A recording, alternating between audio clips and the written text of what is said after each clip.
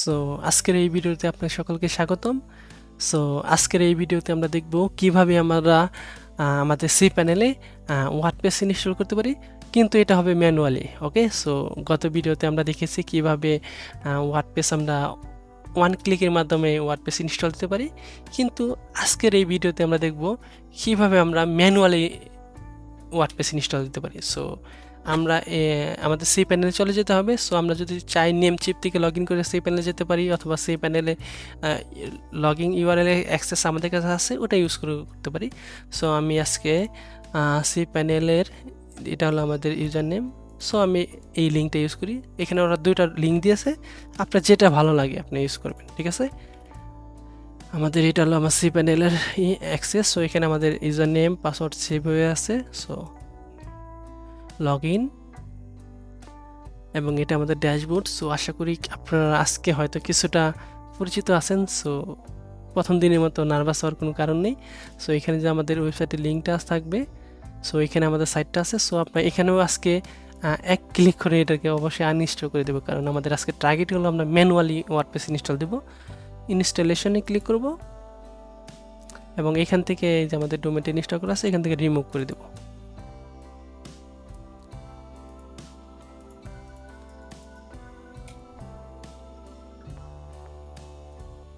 আচ্ছা, আমাদের এখান থেকে যদি দেই তাহলে আমাদের ওয়ার্ডপ্রেসটা আনইনস্টল হয়ে গেছে। সো আমি এখন আমাদের সি প্যানেলে চলে যাব, সি প্যানেল ড্যাশবোর্ড, এবং এখানে আমরা ম্যানুয়ালি একটি ওয়ার্ডপ্রেস ইনস্টল দিব। সো তার জন্য আমরা চলে যাব ফাইল ম্যানেজার। সো আমরা আমাদের একটি ভিডিওতে বলেছি, সো আমাদের আসলে এই সাইটে যে ফাইল কোথায় থাকে, এই সাইটের ফাইলটা থাকে আমাদের হলো public_html। সো এখানে ক্লিক করব, এবং এখানে আমাদের ওয়ার্ডপ্রেসের ফাইলগুলো থাকে। সো আমাদের এখানে ওয়ার্ডপ্রেসের ফাইলগুলো রাখতে হবে। সো এখানে আপনি এখান থেকে যদি ক্লিক করেন ফাইল, এখান থেকে একটি ফাইল ক্রিয়েট করতে পারেন। এটা একটা ফোল্ডার, আপনি এখানে ক্লিক করে যে কোনো ফোল্ডার ক্রিয়েট করতেন। সাপোজ আলহাস, দেখেন এখানে আলহাস ফোল্ডার ক্রিয়েট হয়েছে। এখানে যে ফাইলের মধ্যে ক্লিক করি hello@html, তাহলে দেখেন এখানে একটা HTML ফাইল ক্রিয়েট হয়েছে। এখানে কপি করার জন্য, মুভ করার জন্য, এখানে ফাইল আপলোড করার জন্য, আমাদের কম্পিউটারে যদি কোনো ফাইল থাকে তাহলে আমরা এখান থেকে কপি করতে পারবো। এটা ডাউনলোড করার জন্য, সো আমার যদি এই ফাইলটা ডাউনলোড করতে হয়, ক্লিক করার পরে এখানে ক্লিক করব, দেখেন এই ফাইলটা আমার hello.html ফাইলটা ডাউনলোড হচ্ছে। এটা ডিলিট করার জন্য আমি hello.html এই ফাইলটা সিলেক্ট করব, সরি এখানে হ্যালো, এবং এখানে ডিলিট করলে ডিলিট হয়ে যাবে। ওকে, এবং এখানে রেস্টোর আছে। সো রেস্টোর করতে পারবো না। রেস্টোর মিনস যখন আমি ডিলিট করে দিই ওটা যদি ফেরত আনতে চাই, এই যে এখান থেকে ভিউ ট্রাস্ট, সো এখানে আমাদের ডিলিট করা ফাইলগুলো এখানে জমা হয়ে গেছে।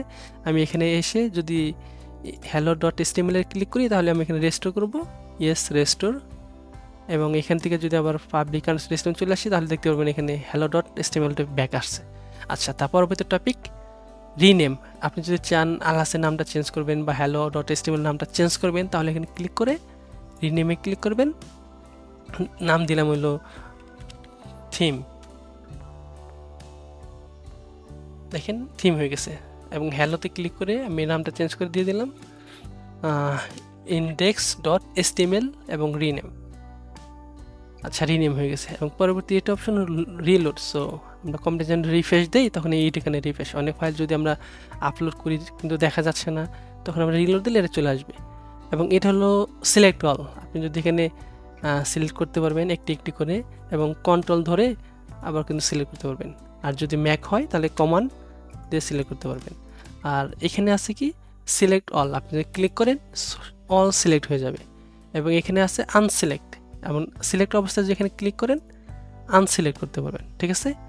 এবং ভিউ ট্রাস্ট অলরেডি দেখানো হয়েছে, এবং এমটি ট্রাস্ট, আমরা যদি ভিউ ট্রাস্টে যদি যাই তাহলে এখানে দেখেন আমাদের অনেক ফাইলগুলা ডিলেট মানে রিসাইকেল বিনের মধ্যে জমা হয়ে গেছে। এবং এইগুলো যদি আপনি চান একটি একটি করে ডিলেট করতে পারেন, অথবা আপনি যে এমটি ট্রাস্টে ক্লিক করলে তাহলে এইগুলো সবগুলা ডিলেট হয়ে যাচ্ছে। আমি চাই ভিউ ট্রাস্টে যান, দেখেন আপাতত খালি। ওকে, সো এবং এখানে আসি, আমাদের এগুলো লাগবে না, আমরা অল সিলেক্ট করে ডিলেট করে দেই, ডিলেট। আচ্ছা, ডিলিট করে দিলাম। এবং এখানে আমাদের যে edit, permission, view, extra, compress এগুলো বাকি রয়েছে। সো আমরা আস্তে আস্তে দেখব। ওকে, সো এখান থেকে আমি যদি ভিউতে যাই তাহলে আবার এখান থেকে ট্রাস্ট করতে পারবো। আচ্ছা, তাহলে এখানে আবার পাবলিক আন্ডারস্কোর সিস্টেম চলে আসি। এখানে আমরা একটু এডিটটা দেখি। হ্যাঁ, এখান থেকে আমি একটি ফাইল নিলাম, index.html। ফাইলটা চলে আসতো, আমি এখান থেকে রিনেম করতে পারি, কিন্তু যদি এডিট করতে চাই এটা সিলেক্ট করব, এডিট করব, এডিট। এখানে আমরা আমাদের HTML কোডগুলো লিখতে পারবো। যদি আমরা HTML কোডটা লিখি, সাপোজ S2, এখানেও S2, এবং এখানে লিখে দিলাম hello this is our website, এবং এই সেভ করলাম, সেভ, এবং এখান থেকে ক্লোজ করতে পারবো, ক্লোজ। এবং এখানে যদি রিলোড দেই তাহলে দেখবেন hello this is our website চলে আসছে। ওকে, সো এখানে যদি আমরা index.html লিখছি তার কিন্তু জন্য চলে আসছে। যদি আমি এখানে রিনেম করে hello.html লিখি, তখন যদি রিলোড দিই তখন কিন্তু দেখেন এখানে hello.html শো করছে, কিন্তু বাই ডিফল্ট কিন্তু hello.htmlটা লোড হচ্ছে না। আমি যদি এখানে ক্লিক করি তখন লোড হচ্ছে। তাহলে এখানে একটি জিনিস বিষয় হলো, যদি আমরা এখানে index.htmlটা লিখি তাহলে এই ফাইলটা অটো রান করে ফেলে। এবং শুধু index.html না, এখানে আরেকটা অপশন আছে মনে হয়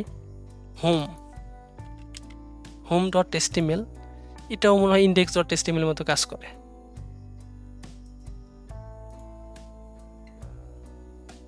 দেখছেন, তার মানে index.html এবং home.html এই ফাইলটা যদি আমাদের কোনো ফাইলে থাকে, এই ফাইলটার ভিতরে প্রবেশ করার পর ওরা সাথে সাথে রান হয়ে যায়, এবং তাছাড়া যে বাকি যে ফাইলগুলো আছে ওইগুলো রান হয় না।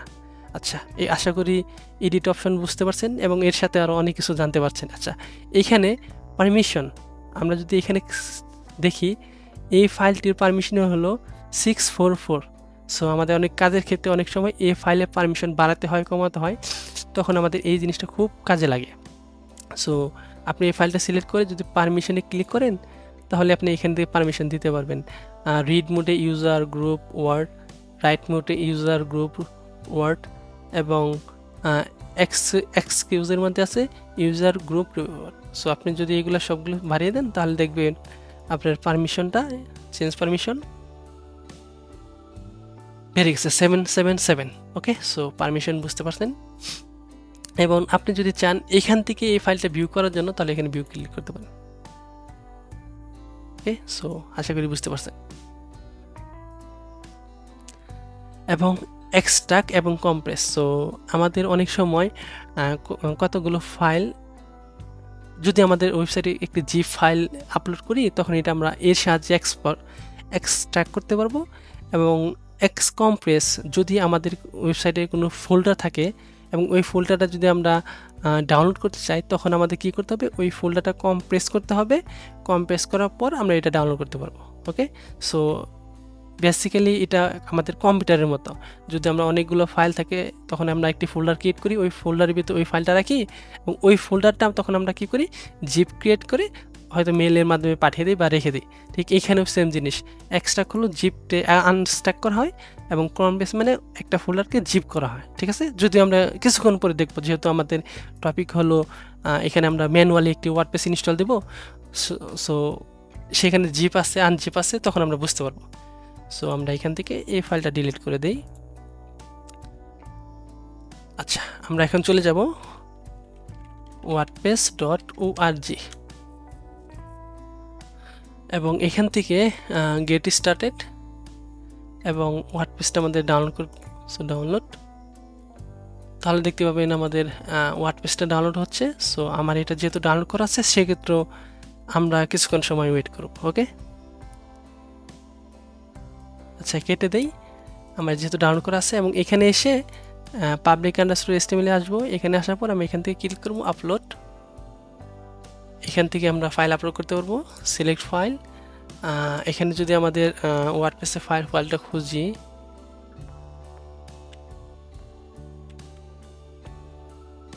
আচ্ছা এখানে ওয়ার্ডপ্রেস 6.8, সো ওপেন। সো এটা এখন আমাদের সেখানে কিছুক্ষণ সময় নেবে আপলোড হওয়ার জন্য, সো আমরা কিছুক্ষণ সময় ওয়েট করব।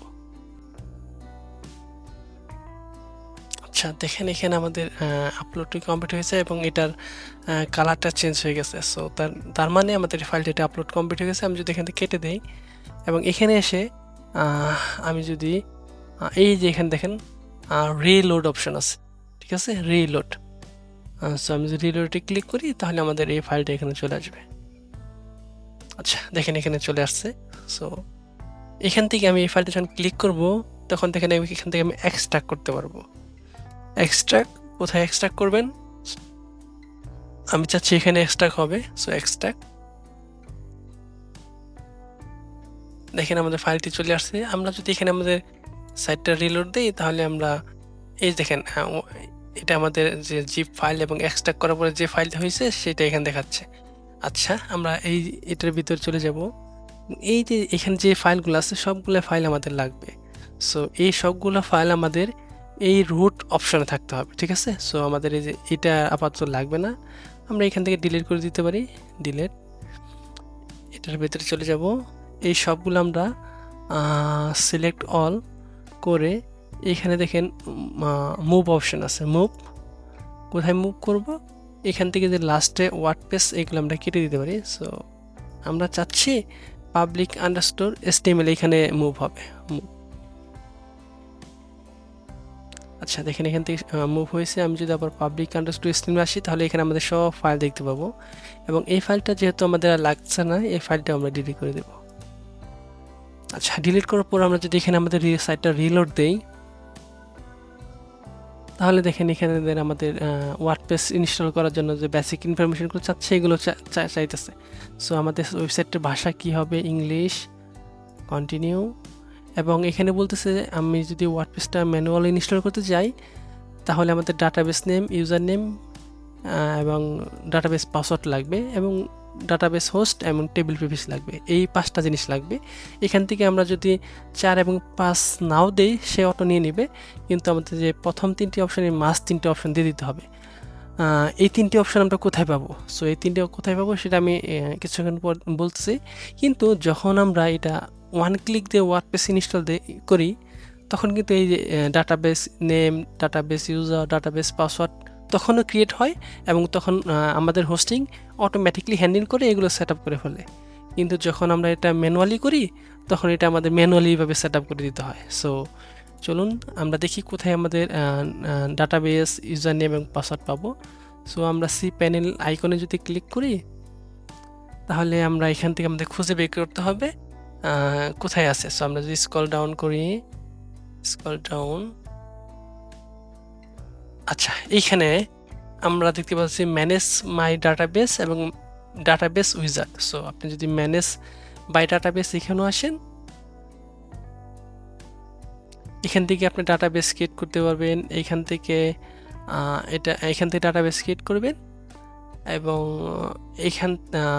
এখানে মডিফাই ডাটাবেস, আচ্ছা এটা মডিফাই করা হবে, এটা না, এবং সরি এখানে ডাটাবেস ক্রিয়েট করবেন, এইখানে ডাটাবেস ইউজার এবং পাসওয়ার্ড ক্রিয়েট করবেন এবং এখানে ডাটাবেস ইউজার কানেক্ট করার অপশন পাবেন। এটা এখান থেকে করলে হবে, অথবা আমরা যদি ডাটাবেস বাই ইউজারে যাই এখানে ডাটাবেস উইজার্ড একই জিনিস হবে, এখানেও যে জিনিস এখানেও একই জিনিস, কিন্তু এখানে কি মানে আপনি স্টেপ বাই স্টেপ নেবে।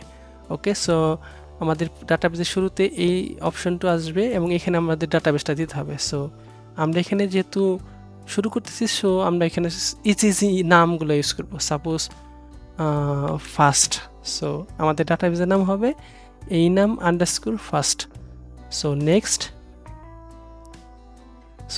যখন ক্রিয়েট করলাম তখন আমরা উপরে দেখে দিতেছে you have create database name this one. So এই ডাটাবেস নামটা এখান থেকে কপি করে আমাদের নোটপ্যাডে নিচে যাই, আমরা এখানে লিখে দিই manually WordPress install DB name, আমরা শর্ট করে লিখে পারি দিস ওয়ান। ওকে। এবং তারপর কি আছে, ক্রিয়েটেড ডাটাবেস ইউজার। আচ্ছা, ক্রিয়েট ইউজার চাচ্ছে আমরা আচ্ছা যদি চাই সেম নেম ইউজ করতে পারবো অথবা ডিফারেন্ট দিতে পারবো। ওকে, সো এখানে দিয়ে দিলাম ইউজার নেম দিলাম বেসিক। ওকে, বেসিক, এখানে একটা পাসওয়ার্ড দিতে হবে, এখানে জেনারেট করি। আচ্ছা, এটা আমাদের পাসওয়ার্ড। আচ্ছা, এখানে আমি দিয়ে দিই, এখানে আমি দিয়ে দিই। ওকে, সো আমাদের নোটপ্যাডে চলে যাই, কারণ এগুলো আমাদের লাগবে। ওকে, পাসওয়ার্ড। আচ্ছা, এখানে ইউজার পাসওয়ার্ড, আর এখানে লিখে দিই ইউজার। ওকে, আচ্ছা, আমাদের ইউজারটা যখন আমি ক্রিয়েট করব তখন আমাদের ইউজারটা কপি করার অপশন পাবো। আচ্ছা, এখানে আমাদের এই যে দেখেন, you have successfully create database user name this one. আমরা এইটা কোটেশন ব্যতীত আমরা এটা কপি করে নিব এবং এখানে পেস্ট করে দেব। ওকে, সো আমরা কিছুক্ষণ পরে এটা আমাদের লাগবে। ওকে, সো এখানে আমাদের এবং এই ডাটাবেস এবং এই ইউজারের মাধ্যমে কি কি পারমিশন থাকবে, কি কি করতে হবে সেটা একটা পারমিশন চাচ্ছে। আমরা অলে ক্লিক করে সম্পূর্ণ পারমিশনটা দিয়ে দেব এবং নেক্সট স্টেপে ক্লিক করে দেব। তাহলে আমাদের ডাটাবেস এবং ইউজার ক্রিয়েট হয়ে গেছে। ওকে, সো আমরা যদি এখানে চলে আসি, লেটস গো, এবং এখান থেকে ডাটাবেস নেম। সো আমি যদি আমাদের নোটপ্যাডটা ওপেন করি, এটা আমাদের ডাটাবেস নেম, এটা আমাদের ডাটাবেস ইউজার এবং আমাদের ডাটাবেস পাসওয়ার্ড। এবং দেখেন ডাটাবেস হোস্ট এবং ডাটাবেস টেবিল প্রিফিক্স অটো নিয়ে নিয়েছে। ওকে, সো আমাদের আর এখানে হাত দিতে হবে না। আমরা যদি চাই তাহলে এগুলো মডিফিকেশন করতে পারবো। সো আমরা মডিফিকেশন করবো না, সাবমিট। এবং সাবমিট করার পর যদি ডাটাবেস ইউজার পাসওয়ার্ড যদি 100% সেম থাকে তাহলে এটা সামনে যাবে, আদারওয়াইজ এখানে ওয়ার্নিং দিবে। ওকে, সো সাবমিট।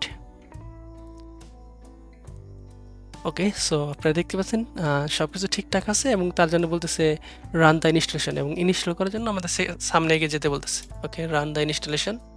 এবং এখানে আমাদের বলতেছে ওয়ার্ডপ্রেসের তথ্য হচ্ছে আমাদের সাইটের টাইটেল কি হবে, মাই ফার্স্ট। এটা এখানে আপনি যে যা খুশি তাই দিতে পারেন, মাই ফার্স্ট ওয়েবসাইট, এবং এইগুলো আপনি চেঞ্জও করতে পারবেন। ওকে, ওকে, সো ইউজার নেম, এই ইউজার নেমটা কোনটা, এটা হলো ওয়ার্ডপ্রেসের ইউজার নেম। সো আমরা যখন ওই যে অটোতে ইনস্টল করেছিলাম তখন আমাদের এই যেখানে ওয়ার্ডপ্রেসের ইউজার নেম ছিল এটা। সো আমরা ম্যানুয়াল করতে গেলেও আমাদের এই ওয়ার্ডপ্রেসের ইউজার নেমটা লাগবে। সো ওয়ার্ডপ্রেসের ইউজার নেম আমরা যদি সেম দিয়ে দিই, আপনাদের নিজের ইচ্ছে মতো দেবেন। ওকে, সো আমি সময় সেভ করার জন্য এটা দিতেছি, এটা আমার পাসওয়ার্ড। ওকে, সো আমাদের এখানে একটা ইমেল লাগবে, সো আগের মতো। সো আমাদের ইমেল দিয়ে দিলাম এটা, এবং সার্চ ইঞ্জিন ভিজিবিলিটি আপনি যদি চেকবক্স দিয়ে দেন তাহলে আমাদের এই সাইটটা গুগল সার্চে আসবে না। আর যদি এটা চেকবক্স না দিয়ে রাখেন, মানে যেভাবে সেভাবে রাখেন, তাহলে এটা গুগল সার্চ ইঞ্জিনে আসবে। ওকে, আমরা চাই যে আমাদের সাইটটা গুগল সার্চ ইঞ্জিনে আসুক। Install WordPress. Okay, so successfully আমাদের ওয়ার্ডপ্রেসে চলে আসছে। আমি যদি লগ ইন ক্রিয়েট করি তাহলে আমাদের ড্যাশবোর্ডে চলে আসবে, এবং এই পাসওয়ার্ডটা দিয়ে দিয়েছি, সো আমি লগ ইন করতে পারবো এবং এখান থেকে আমরা ড্যাশবোর্ডটা দেখতে পাবো। ওকে, সো আমরা এখান থেকে লগ আউট করবো, লগ আউট। এখানে যদি আমরা রিলোড দেই এবং এটার শেষে যদি আমরা জানি সকলেই wp-admin যদি দেই তাহলে আমরা এখানে ওয়ার্ডপ্রেসে লগ ইন করতে পারবো। এবং এখানে আরেকটা অপশন আছে, শুধু অ্যাডমিন, ওয়েবসাইটের নেম thewebpacific.fun/ শুধু যদি অ্যাডমিন লিখি তাহলেও আমরা একই ড্যাশবোর্ডে চলে আসবো। সো এবং লাস্ট আরেকটি আছে, সেটা হলো wp-login.php। সো এই তিনটি মাধ্যমে আমরা ওয়ার্ডপ্রেসে লগ ইন করতে পারি। ওকে, সো আশা করি আপনারা ম্যানুয়ালি কীভাবে ওয়ার্ডপ্রেস ইনস্টল দেবেন এটা বুঝতে পারছেন, এবং আপনি যদি চান এই ওয়ার্ডপ্রেসটা এখন আনইনস্টল করে দেবেন, সো সেক্ষেত্রে আপনি ম্যানুয়ালি করতে হতে পারে। সো তার জন্য করতে হবে কি, এখানে যে আমাদের যে ফাইল আছে, আসলে এখানে দুইভাবে আনইনস্টল করা যায়। সো প্রথমটা দেখেছি, আমি যদি ওয়ার্ডপ্রেস ম্যানেজ, এবং এখানে দেখেন আমাদের ওয়ার্ডপ্রেসটা আসে না, যদি আমি এখানে স্ক্যানে ক্লিক করি তাহলে স্ক্যান করে আমাদের ওই সাইটটা এখানে নিয়ে আসবে। আচ্ছা নিয়ে আসছে রিলোড। ওকে এখান থেকে চলে যাই। আচ্ছা এখান দেখেন এই যে এখানে চলে আসছে, ক্লিক করলে নিচে আনইনস্টল। ওকে সো আনইনস্টল করে আমরা কিন্তু ওয়ার্ডপ্রেসটা আনইনস্টল করে নিতে পারি। এবং আবার যদি এখানে চলে আসি, এখানেও দেখেন ক্লিক করলে এই যে নিচে চলে আসছে আনইনস্টল। ওকে সো এখানে ক্লিক করলে অটো যেভাবে আনইনস্টল করছে সেভাবে এটা অটো আনইনস্টল হবে এবং ডাটাবেস, ইউজার নেম, পাসওয়ার্ড এবং ওয়ার্ডপ্রেসের যে বাকি ফাইলগুলো আছে সবগুলো ডিলিট করে দিবে। ওকে সো এখানে আমাদের হার দিতে হবে না। সো এটা যেহেতু আমরা আগে শিখে আসছি, সো এইভাবে আপনাদের জেনে রাখা ভালো। এবং এখানে আমরা যেহেতু ম্যানুয়ালি ওয়ার্ডপ্রেস ইনস্টল দিয়েছি, সেহেতু ম্যানুয়ালি আনইনস্টল করবো। ওকে সো আপনি যে কোনো একটিভাবে এখানে ইনস্টল করলে হবে। সো ম্যানুয়ালি কীভাবে করছি ভাই, আমি এখানে যদি ফাইল ম্যানেজ যাই, এখানে পাবলিক আন্ডারস্কোর HTML এই ফাইলগুলোই তো আমার লাগছিল। আচ্ছা এই ফাইলগুলো অল সিলেক্ট করে ডিলেট। আচ্ছা ডিলিট হয়ে গেছে। আমি যদি সাইটটা যাই তাহলে দেখুন সাইট নেই, মানে আমাদের সাইটটা ফাঁকা হয়ে গেছে। কিন্তু আমি যেহেতু ওয়ার্ডপ্রেস ফাইল শুধু ডিলিট করেছি, কিন্তু এখানে ডাটাবেস, ইউজার নেম কিন্তু আমি ডিলিট করিনি, সেগুলো কিন্তু আমাদের এখানে রয়ে গেছে। আমি যদি এখানে আবার চলে আসি উইজার্ড, আচ্ছা এখানে শুধু ক্রিয়েট করার অপশন আছে, ডিলিট করার অপশন নেই। কিন্তু আবার এখানে যদি আমরা যে ম্যানেজ বাই মাই ডাটাবেস এখানে যদি যাই, তাহলে আমি এখানে ক্রিয়েটও করতে পারবো, ডিলিটও করতে পারবো। সো ওকে সো আমার ডাটাবেস নেম এটা। Okay the first. সো আমি এখান থেকে ডিলিট ডাটাবেস। সো আমার ডাটাবেসটা ডিলিট হয়ে গেলো। ব্যাক। আমাদের এখন ডিলিট করতে হবে user name. So scroll down যদি করি তাহলে যেখানে কারেন্ট ইউজার, সো এখান থেকে আমাদের কী করতে হবে, ডিলিট ইউজার। সো আশা করি আপনারা কিভাবে ওয়ার্ডপ্রেস ম্যানুয়ালি ইনস্টল করবেন, কিভাবে ম্যানুয়ালি আনইনস্টল করবেন শিখতে পারছেন।